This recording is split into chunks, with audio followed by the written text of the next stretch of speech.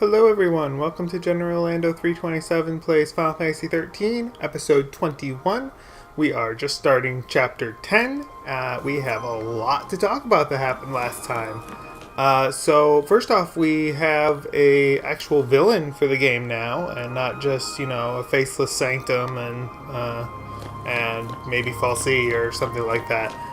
So we actually have Bartandalus now, who was under the guise of Primarch Dicely. It was my piloting skills that saved us back there, but it wasn't. Truth is, the ship handled all the flying and shooting. I'm not talking about some jacked up autopilot either. Something wanted us to make it out of there, and made sure we did. So the majority of these conversations are strictly optional, but I'm including them for your own viewing pleasure. It turns out that all of the strings that are being pulled so far have been pulled not by Pulse Falsey, per se, but by the Cocoon Falsey, led by Bartandalus. So that's an interesting little twist of expectations there. I don't think there are actually any treasure balls in this area. No. Okay. So next up, and in revealing himself as, head honcho bad guy, Bartandalus killed off a lot of people's favorite, Jill and the Bot, the girl who was running Saz's son's thing under Sanctum. Checking your brand? A lot of people like Jill. I wasn't a big fan of her. Take too much of a shock. Your brand will change, and it'll be next stop Seath Central. Keep that in mind. Like, sure, she's hot, but, whatever. As a character, I was, floored when he just randomly kills her, of course, but as far as, Don't believe everything a Falsey says. He's telling us our focus is to destroy Cocoon. But who knows? He could be lying to trick us into helping him to do something else. We should listen to Sarah, not some Falsey. So yeah, that's, I was floored in the shock value that he just randomly up and kills Jill, who actually could have been a pretty good nemesis. If you fought against her in the next game, in 13-2, in the battle arena, the optional stuff, if you've done that battle, she's tough. She could have been a good nemesis. I think her and Roush together would have made a pretty kick-ass villain squad. Unfortunately, we never get to fight either of them directly. So Dicely was really the Falsey Bartandalus. The vision he was talking about was that crazy Ragnarok dream we all had when we were made into l'Cie. One of us is supposed to become this Ragnarok thing and destroy Eden. Except we do that by destroying this orphan that gives Eden its power. I think I have that part straight now. Are we ready to get out of here? All of those optional conversations basically just summarize everything that we've just seen anyway. About Sarah's focus? Not like you to second guess yourself. Well, even heroes make mistakes. What about your plan to protect Cocoon? Either way, your faith in Sarah was strong. That strength got you this far. It was all wrong. Yeah. You tried so hard to convince us that you even fooled yourself. You've been a total idiot. But still, it saved me. You trusted Sarah. Let that faith drive you. It even made me want to believe.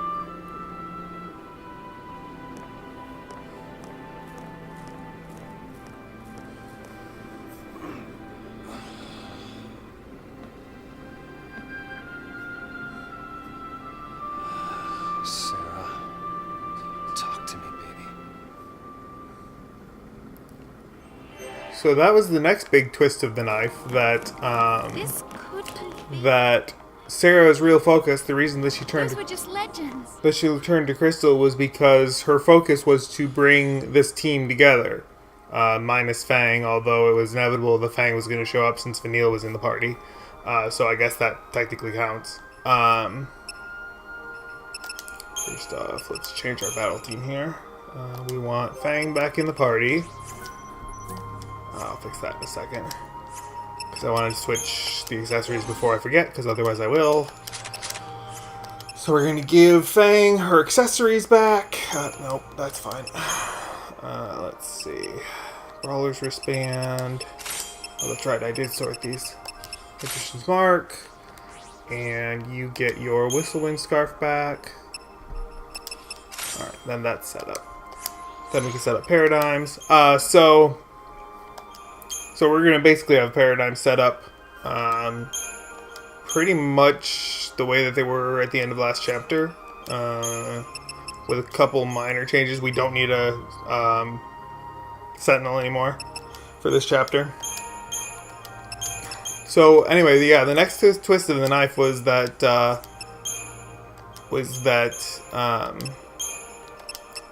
the whole thing with both Sarah and Sarah and Dodge were basically to set up the party on the track for one of them to become Ragnarok and destroy Orphan, who is the fal'Cie in charge of keeping Eden running, and then Eden is the one that actually keeps Cocoon in the air.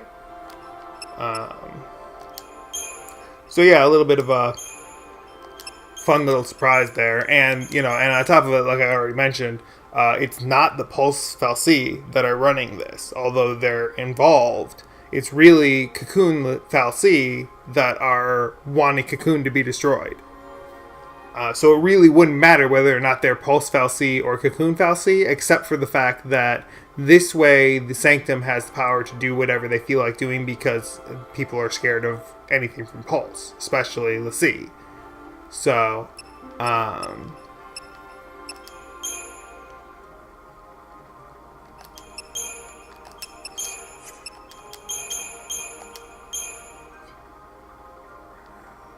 alright.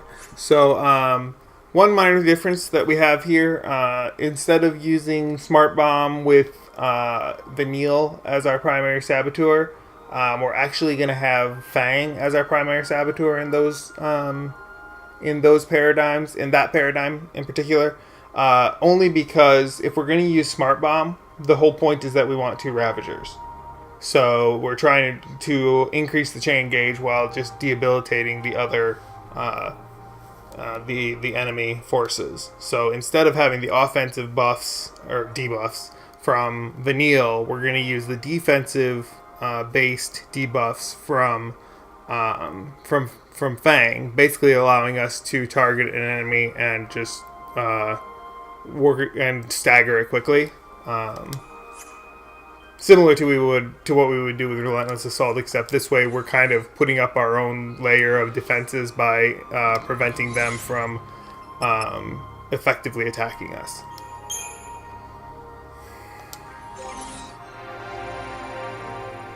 Alright, so the Crystarium tier expansion in this case, you'll be surprised at how little interesting stuff there is in it. You would think that we just had major plot stuff and we're going to go into another of the fairly large chapters in this game, leading into the biggest storyline chapter after this one. But there's not much that you get from this particular expansion, and the reason is we're going to get a second one shortly hereafter in this chapter still. So we have Jeopardize, which boosts chain bonus of anything that's already staggered. Oops, that's not what I wanted. We have, let's see, Fear Siphon, which again is something that boosts her ATB gauge rate, so that's a nice one. But they have to be staggered in order for it to take effect. And then we have, I don't think she actually gets anything on Medic, does she? Let me see here.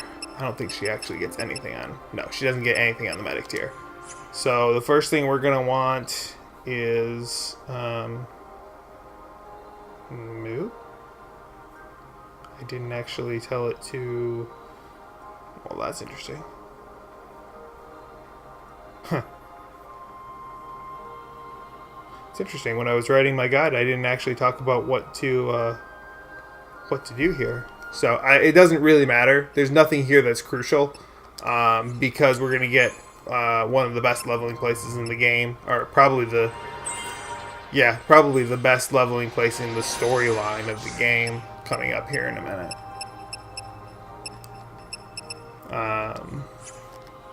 Oops, that's not what I want. So you may as well just get the abilities that we can get, and then just whatever from there. It really doesn't matter because we will finish off this tier long before we get the next one.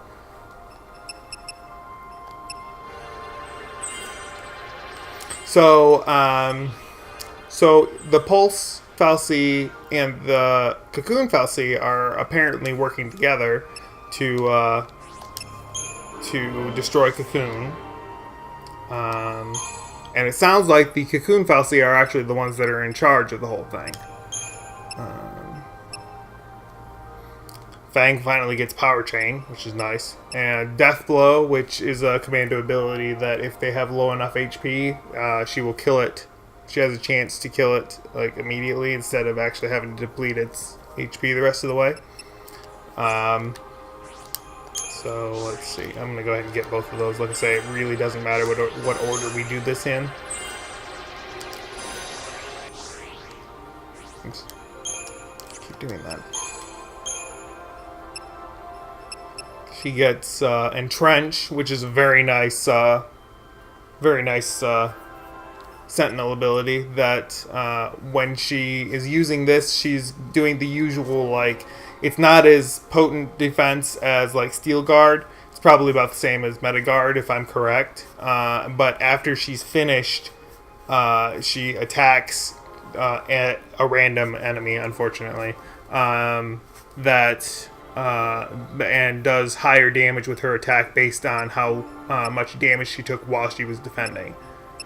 She also gets Counter and Challenge. Challenge is one of the most important things that a Sentinel can get because, as we talked about last episode, Provoke is very inefficient, and Challenge basically just fills in the blanks. But right now we don't have her as a Sentinel, so it doesn't really matter. And Saboteur, she gets Fogga, which is great. Fog is the ability that makes it so that they can't. Any enemy afflicted with fog can't use magical abilities. So we definitely want that and fog as quickly as possible. And if I'd been paying attention, I would have done that first, actually. But, like I say, it really doesn't matter in this case. Vanille has access to Thundara. Let me see, what does she get from Saboteur? She starts getting the Ga spells. Deprotect Ga, Deshell Ga, and I think Imperil Ga. Oh no, she gets Jinx. So we definitely want those as quickly as possible as well. As I mentioned before, Jinx is the equivalent to the Synergist's boon, that when she casts a status ailment on an enemy and it sticks, then any previous status ailments last longer on the enemy. So, and it also allows them to keep casting after they've run out of things to debuff if you're not controlling them, which is wonderful. And she doesn't get anything in Medic, so. Alright, Hope is going to get access to... We honestly don't really care about Hope right now, to tell the truth. We're not going to use him again for a while. Fang. Vanille is going to be our primary medic and Ravager, and if we need a synergist, it's going to be Saz. Although Hope does start to get some of the offensive buffs in Water and Thunder. And those are the only abilities that he gets on this tier. So we're going to go ahead and get those. Then we'll probably just finish off the tier or finish off the roll because there's no sense in splitting up our rolls at this point for no abilities.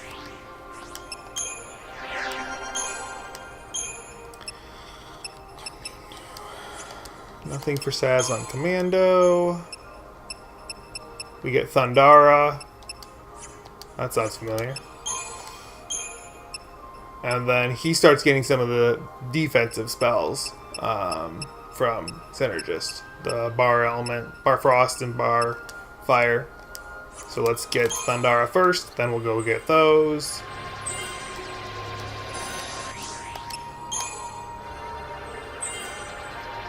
After this point in the game, his utility as actually as both a Commando and a Ravager starts to decrease. Interestingly, once he has access to the final tiers of the Crystarium from after the story, he actually becomes a pretty decent secondary medic, which allows him to get a little bit of his usefulness back as a jack of all trades. That being said, he's probably going to be one of the cornerstones of my What If You Don't Do It My Way series, because of his utility and the fact that his weapons are highly customizable to the situation at hand. So Snow also gets Entrench, and he also gets Scourge in this role, so we want to get that one as well. Or, I'm sorry, Smite. Oh wow, he didn't even have Smite yet. Alright, so he doesn't have Scourge yet, but he does have Smite. We're not really going to use Snow all that much. And he gets Blizzara.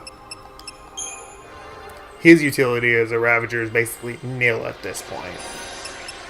His only real usefulness for the rest of the game is as a Sentinel who can back up as a Commando. He becomes the true tank of the party. Not that we ever actually have him in the party very often, but, you know, whatever.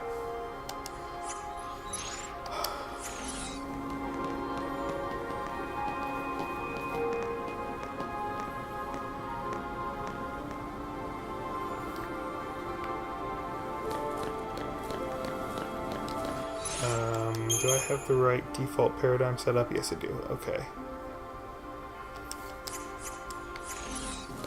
Alright, so, let's see. We were talking about the conspiracy between the fal'Cie of Cocoon and Pulse to destroy Cocoon. We don't know why at this point. I can't believe we're still in Cocoon. It's kind of creepy.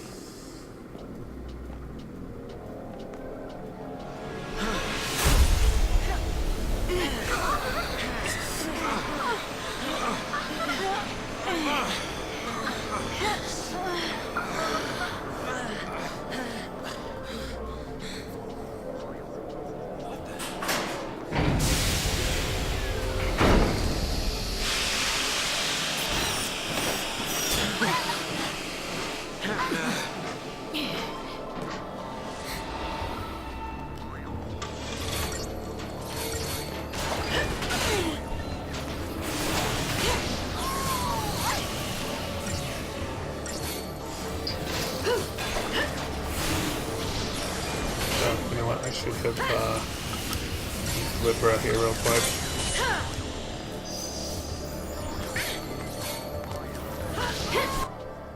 And they have no status immunity, so we can wait for at least if I don't die in the process. Yeah, these ones are actually pretty nasty. They have their attacks are all AoEs, so even if you're not, yeah, cool. No. So even if you're not their primary target, you can still get knocked pretty nastily. Nastily? I don't think that's a word, but whatever. Just don't tell my mom. She's an English teacher, or was.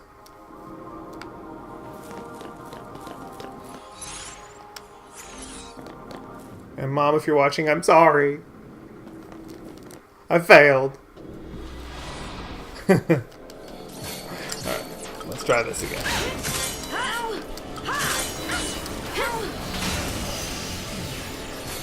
Well, that's not much easier.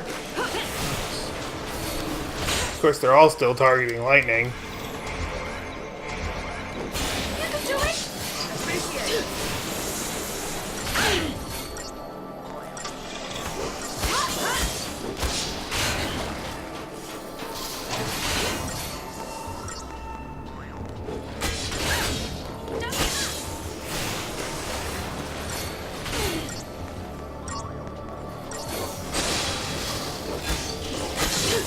Now Vanille will be able to keep up with the damage that's being done because we've got one of them staggered, which means it can't attack.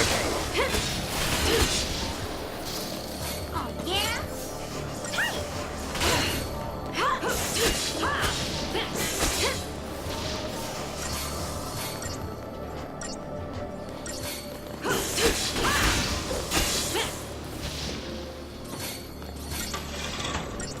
Thanks.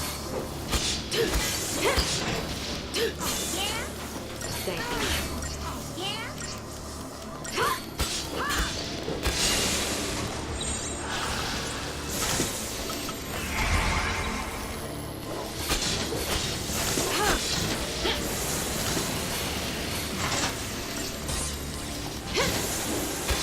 So we've discussed the fact that all of the events that have happened to the party have been as a result of the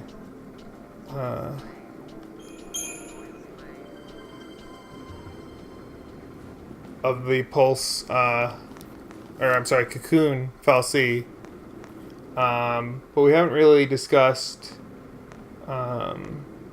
Bartandalus to this point. So Bartandalus is obviously the one leading this purge. Not what I wanted, but he did do that too. So Bartandalus is the one that's leading this whole thing. This place. It must be an ark. An ark? That's what they called him. Long ago, the fal'Cie who made their home on Grand Pulse were afraid of invasion from the outside. As part of their battle preparations, they created an army of living weapons. And they stored those weapons in arks. And they hid the arks all over the world. Everyone on Grand Pulse knew the legend. So this is basically a Pulse armory. Mm-hmm. Most of us never believed in it. A few people tried searching, but they never found a thing. Who'd have thought to look on Cocoon? Right under our noses. Some secret they kept. Those Sanctum guys, what are they up to? The story's not done. There's more. They used to say the Arks had a more practical purpose. Huh. Really? Yeah, to force l'Cie to master their shiny new powers. Huh. Okay, so I get it. Daisley's goal is to forge us into stronger weapons. Right. Not Seath, but monsters all the same. Think of it as training for the fight ahead. Herb's right. Wait, what was that?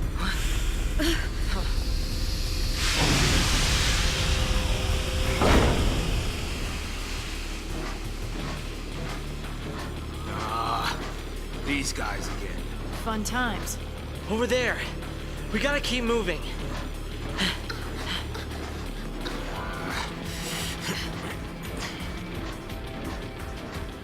This is where you start seeing a little bit of the evolution in Hope's character. He's actually becoming one of the stronger and more, sure-headed. I don't know if that's actually a term either.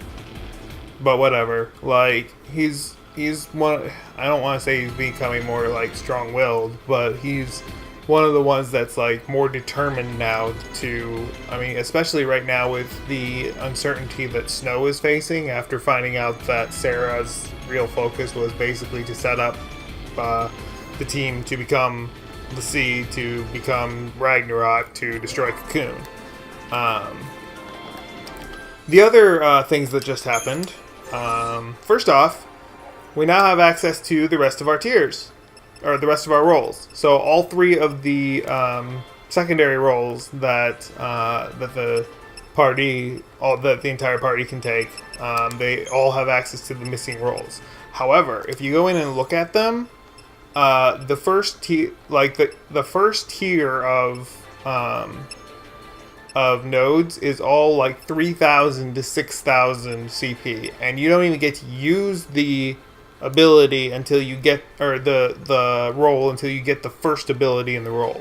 So I can get all of these 1, 2, 3, 4, 5 crystals, stat boosts, for a whopping expense of 15,000 CP before I even can do, and I still won't be able to use the roll. I mean, the stat boosts are static, so it doesn't matter. You get the stat boosts, but you still can't. She still isn't a saboteur until I spend an additional 6,000 to get deep protect, and that's true for all of your extra rolls.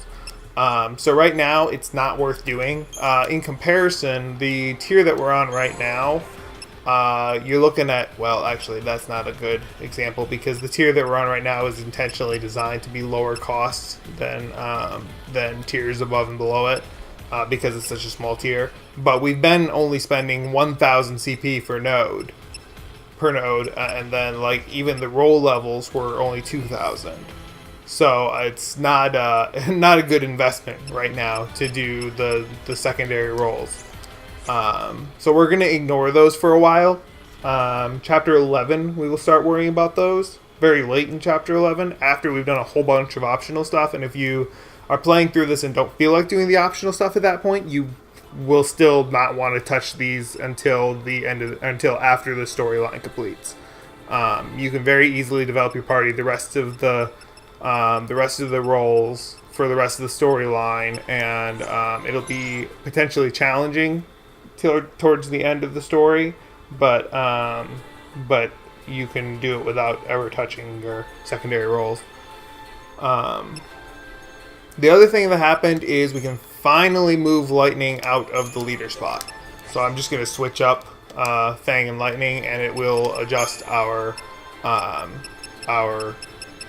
paradigm deck appropriately, since we're not changing anybody out of the team. Okay.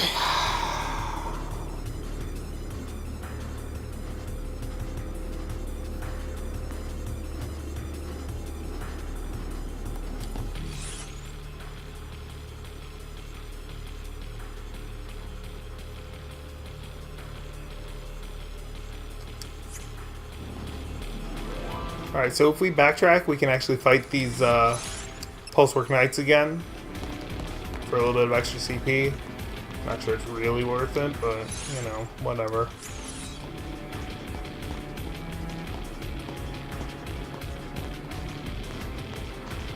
Just takes a little bit of patience here to get a preemptive strike pretty easily. Or, you know, not. Whatever. We can take it anyway. The nice part about having your party leader, no. The nice part about having your party leader as a saboteur is that your Ravager will automatically target whatever you're targeting. The downside of that is that the Ravager will automatically target whatever you're targeting. And the machines are not too bright at... he died again. See, this is why I didn't want Lightning as my party leader, because she dies really fast. Nope, not Phoenix Down Potion. Ow. Thank you. She's dead again. Great. I think I have... Yes, I do. We're going to be using Renew here. There we go. Problem solved. And that's one of the situations that Renew is very, very useful for. It costs you 2 TP, it costs you no time, and you can just heal up really quickly, and including reviving dead party members. So, some days that's the best way to go.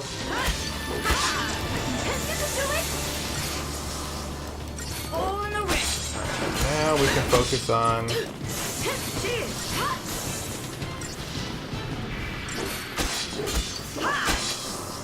Alright. Now we'll go back to assassination. Buff this thing.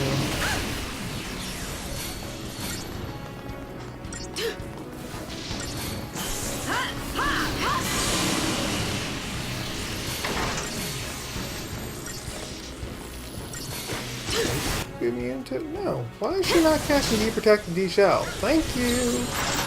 Alright. Now we can finish it in aggression. There we go.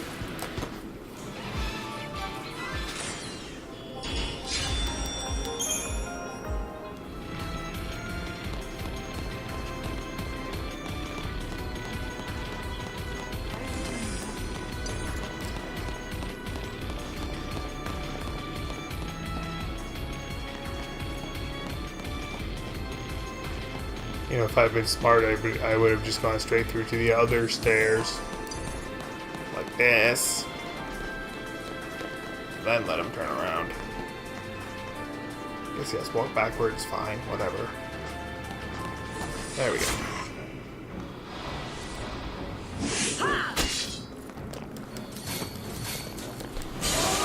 See, and now it'll stagger right away. We can get all of our debuffs to stick in seconds.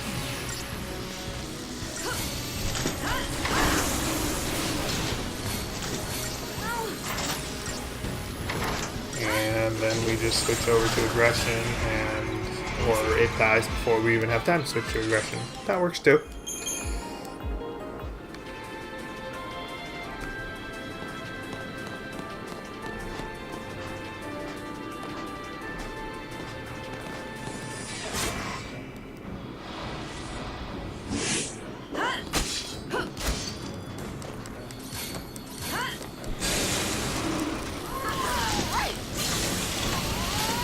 Now in this case what we want to do is take advantage of the never mind. I was going to say free stagger, but forget it.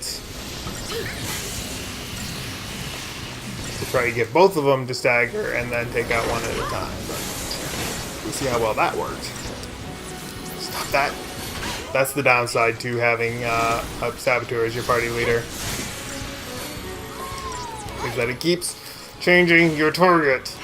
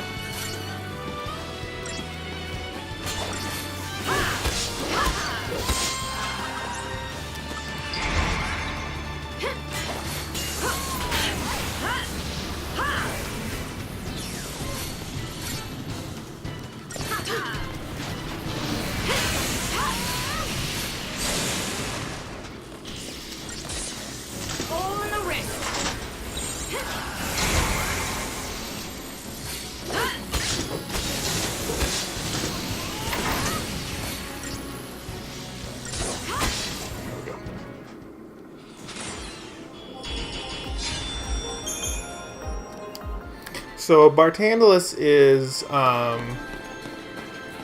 obviously the one that's pulling all the strings here. He is, as you can sort of tell from the fact that he was playing as Primarch Daisley for who knows how many years. He is considered a master of illusion and deception. And as we go further into the storyline, we'll see even more how much of a mind gamer that he is. You're gonna swerve. I mean, even the fact that he's brought them here to this arc to train so that they can become better weapons. He's a. If you play Final Fantasy XIII, then you're familiar with the villain in that game, Arden, who is much the same type of character.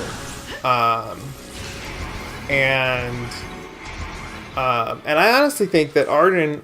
Now remember that Final Fantasy XV was originally set in the 13 universe. It was supposed to be 13 verses. I honestly think that Arden was supposed to be somehow connected to Bartandalus because they have very, very similar personalities.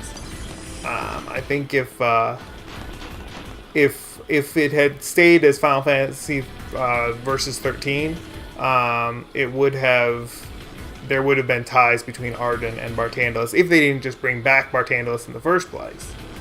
It's entirely possible that they might have just decided to bring back Bartandalus.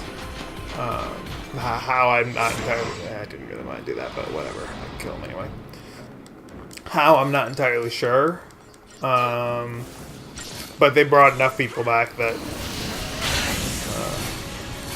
various ways throughout the rest of the game, or the rest of the trilogy, that it would have been theoretically possible for them to just say Bartandalus is back for whatever reason. Even just set it in a different part of the timeline, which I think it was supposed to be a different part of the timeline anyway.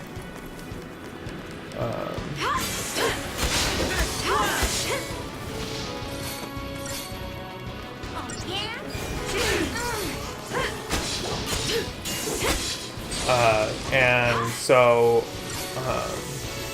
the general type of villain that he is, being the mind gamer and manipulator and also master illusionist,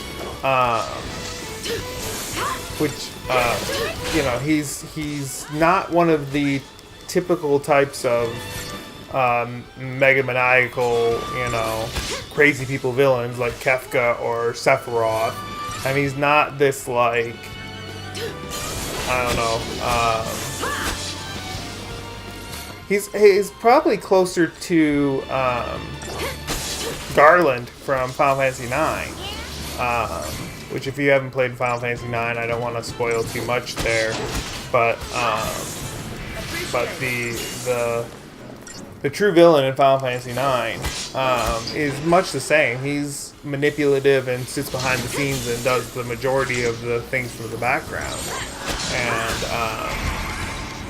And I think they took some inspiration from that for this particular villain choice. And I think it works out well. Because this whole game, it's really about people's beliefs, not the belief system like Final Fantasy X, where it actually has a religious belief system, but the belief system in that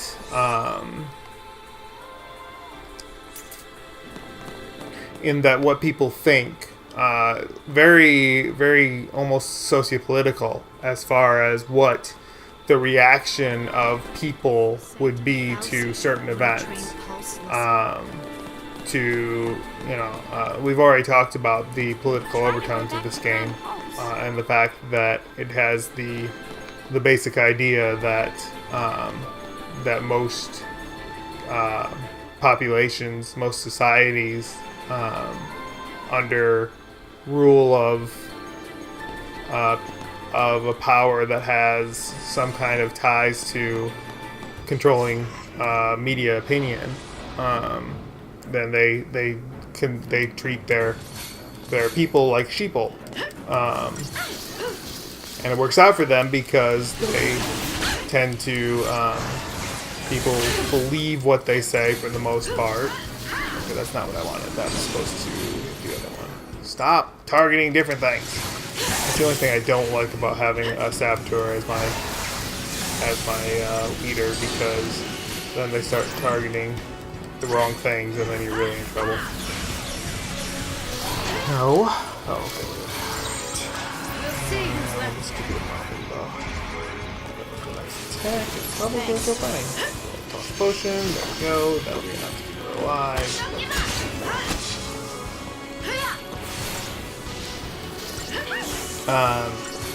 So Bartandalus takes full advantage of that fact. That's the whole point of having Anima, who is a pulse fal'Cie, be the ones to brand the party at the beginning of the game, instead of doing the same thing that they did with Dodge and just let a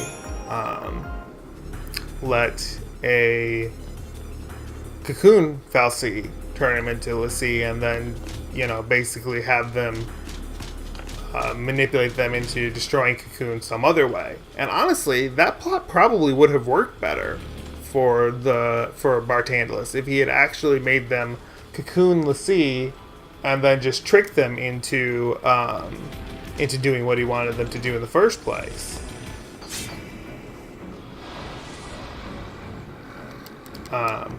But thankfully he didn't think of that. Or he did and discounted it out of hand. Maybe they tried it before, who knows. Which I think would have been an interesting, again, with 15 being originally supposed to be, not be spamming. I should be spamming this. The nice thing about the bomb type enemies is that if you can get fog on them, you're set to go.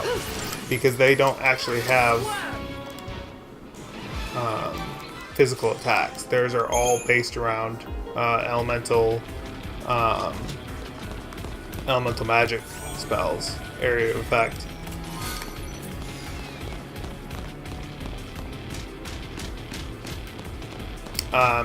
But I think if Final Fantasy XIII had happened the way that it was supposed to, I think they probably would have played with the idea of... Because like I say, I think it was supposed to be a different timeline. Not necessarily a timeline, but a different point in time. So they might have actually gone back and said, what if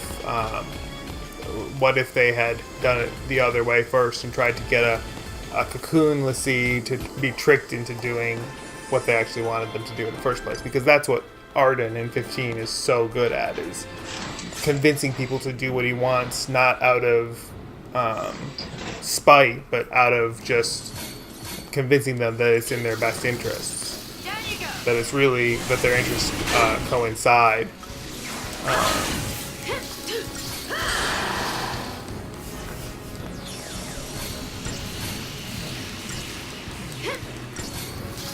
Does fog stick on these things? Oh, they're immune to fog, that's why I think they stick. I wondered why she was using Curse instead of Fog when all she had to do was cast Fog and it wasn't going to last long enough to care.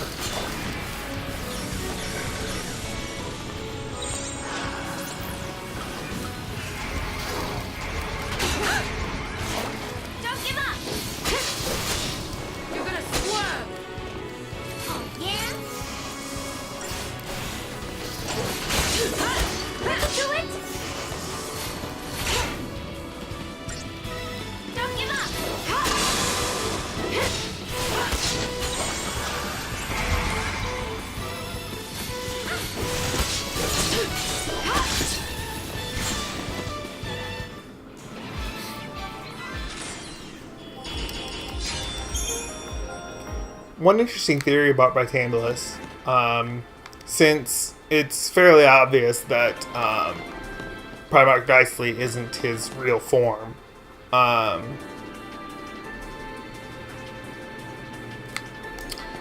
so there's a theory that we don't really know what his true form is, because when we see him in future boss fights, he never looks the same twice. There's actually a theory, and I don't know if there's any veracity to it, but I know there's pretty good arguments to be made about it, that the owl that we've seen off and on throughout the game, that is definitely linked to Bartandalus's persona, is actually his true form. Because you have the fact that it's typically, you can almost always hear like a mechanical sound when it's being featured on anything on the screen or anything. Good grief, if some of these would turn around, I could get a preemptive strike. Fine. There really not gonna let me do it, are they?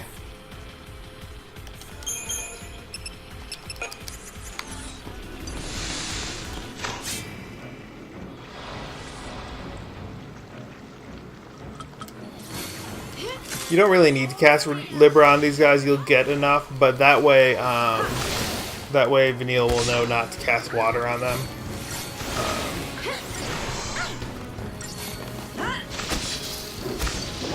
You'll be able to kill them just a little bit faster. At least the first time around. Doesn't really matter after that.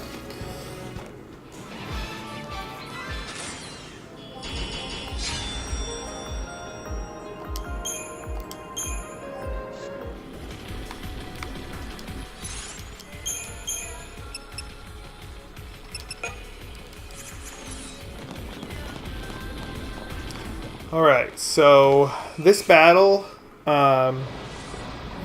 these oozes can actually use a merge command and become a larger version of the oozes. And if you care about bestiary completion, then you have to let them do it. Actually, at least once, if only to get the,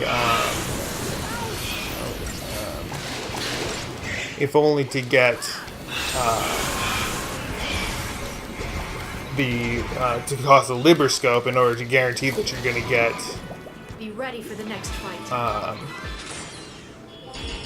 to get all the bestiary data in one go. Otherwise, you have to use Libra at least twice, and I actually think twice might even not quite cut it.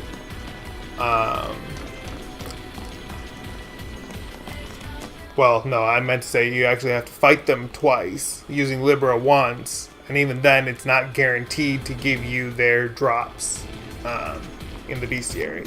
So, if you care about bestiary completion, you have to let them merge at least once. And I'm going to probably do that in a battle here coming up just so you can see one.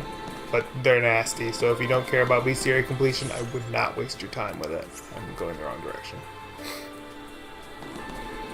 So anyway, there's the theory that that Bartandalus' true form is the owl, that mechanical owl thing that's always flying around.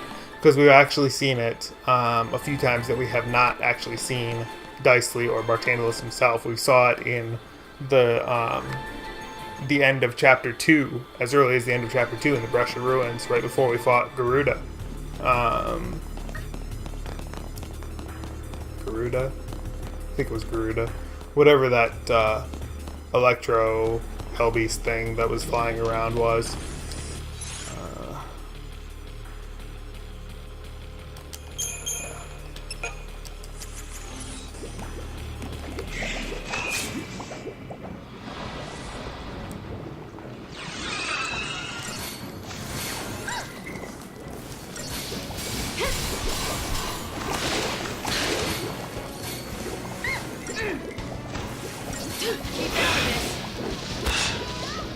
So that would actually be one of the better fights to let you get the higher level of ooze if you actually wanted to do that. But if you did that, you'd probably want to be able to. You probably want to start in diversity so that Fang and Lightning could handle the small stuff while you're hoping that the other ones merge. Because otherwise, once it merges, you probably aren't going to have enough time to heal up. And I just was too late in changing paradigms there.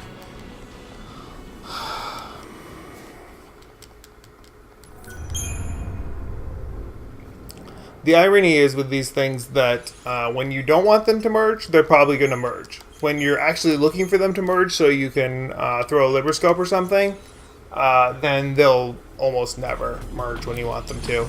And you'll be sitting there for quite a while doing nothing in battle, hoping you don't accidentally kill them. We're going to see if I can get them to merge here and while I'm killing off these other ones.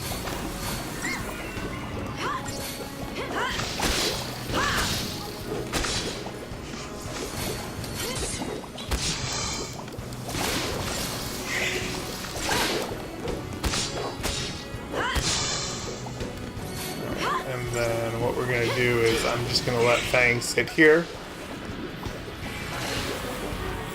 do nothing while Vanille heals us. And then now I'm going to switch targets just so that the lightning will target the other one, and then hopefully we'll get them to merge.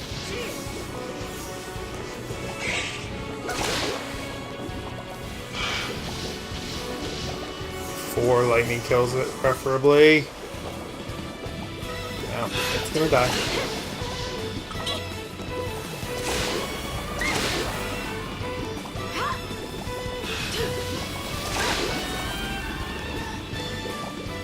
Nope. It's not gonna let it merge. Okay. Ready for the next fight.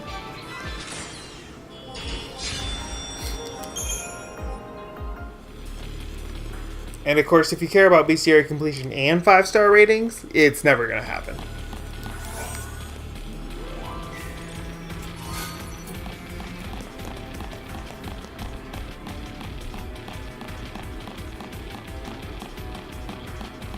I personally don't particularly care about either.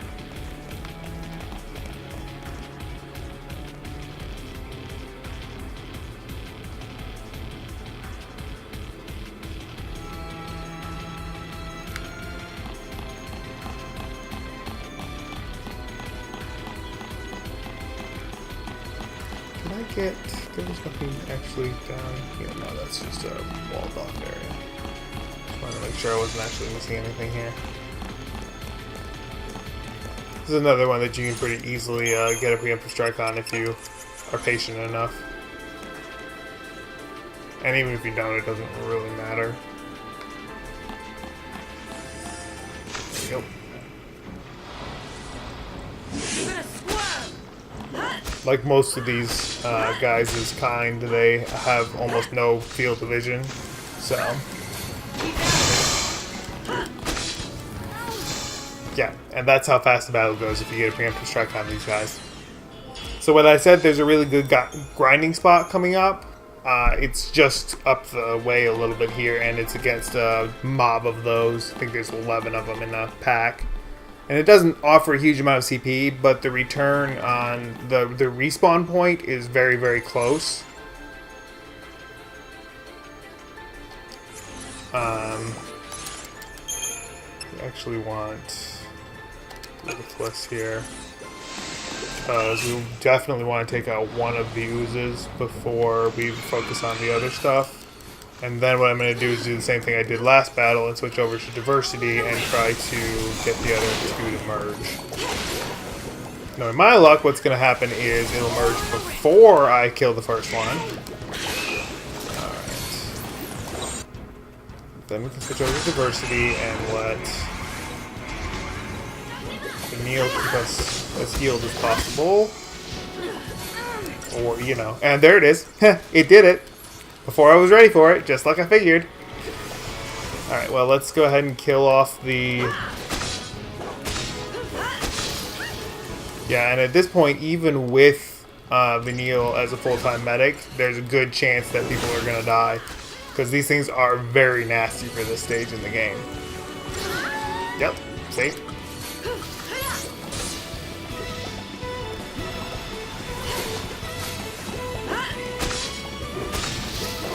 But what you definitely want to do before you kill it is just toss a Liberscope at it, because that's guaranteed to give you the full bestiary entry for it. And then you basically have to stay in Diversity the entire rest of the fight, because otherwise there's a good chance you're going to die anyway.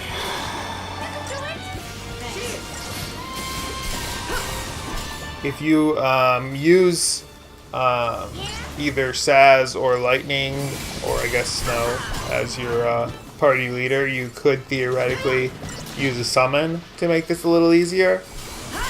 That might actually be the best way to kill one of these things too, but yeah, Shiva wouldn't be a bad... Shiva? No, actually Saz's would be even better. I keep wanting to call Saz's Hecaton, and that's Vanille's. I honestly have never used Saz's. I can't even remember what the... Brynhildr would actually be perfect for this fight, although technically none of the summons have an elemental attack, even though they say they're casting elemental spells. It's not actually elemental, which is very weird.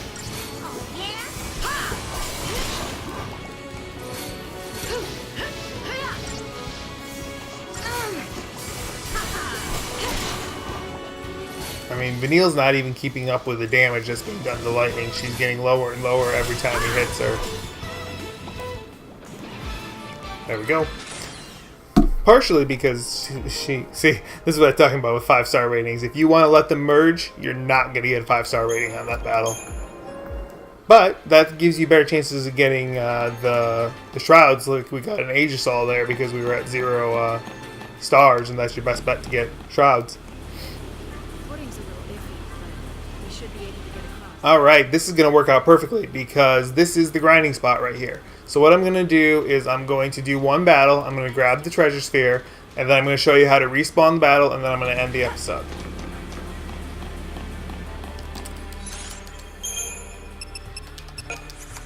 So the best way to do this battle is to come down the left side here and then just kind of sit and watch them and see... Because usually one of the front two is the one you're going to want to hit. And then if you just run in when it's turned around, you have about a 85 to 90% chance of getting a preemptive strike.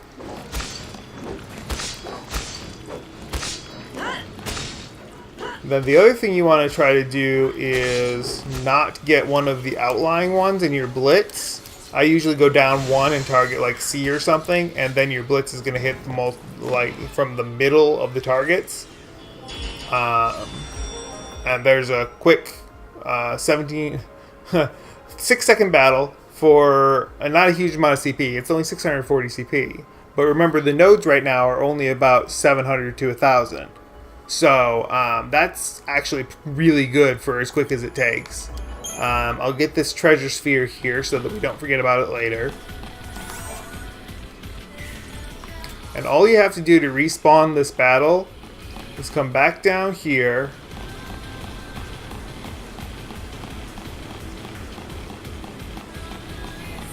Hop down 3 steps, take a couple steps toward the end of this thing, turn around, hop back up, and the battle will have respawned. And that's all there is to doing a really fast, easy grind point. So if you have gotten to this point and you're using at least some of my techniques, I highly recommend that you at least finish off this Crystarium tier right here. Because then anything for the rest of this chapter is going to be going towards the next Crystarium tier when we get it unlocked here in a little bit. And that will give you a great boost going into Chapter 11, where you're going to have the largest chapter of the storyline, the most possible things that you can do, and a huge jump in difficulty in most of the areas that you're going to be in. Because the area that you're going to in Chapter 11 is the area that you will be in post-storyline. So the monsters are scaled much higher than the majority of the monsters that you are going to see for the beginning part of the chapter, where all the optional stuff is, are going to be scaled way higher than you're used to. So I highly recommend, wherever you're at this point in the game in your Crystarium tier, unless you're doing a speed run, then I would stick around at this point and grind until you get this entire tier of the Crystarium finished up. So that's going to be the end of this episode. I hope you enjoyed it. I know I was rambling a lot about things that have happened and things that are yet to come.